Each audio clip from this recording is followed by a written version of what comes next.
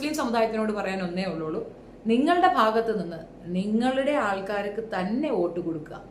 അവർ വരട്ടെ, MLA-മാരായിട്ട് അവർ വരട്ടെ, അവരാണ് വരേണ്ടത്. ഇനിയും മാറി ചിന്തിക്കരുത്. അവർ മാറി ചിന്തിക്കുന്നുണ്ട്, അവർക്കിടയിൽ ആ ഒരു ചർച്ചയും നടക്കുന്നുണ്ട്, നിങ്ങൾക്കിടയിൽ അതില്ല. നിങ്ങൾ മാറി ചിന്തിച്ചില്ലെങ്കിൽ നിങ്ങൾക്ക് പണി കിട്ടും എന്നതേ ഉള്ളൂ.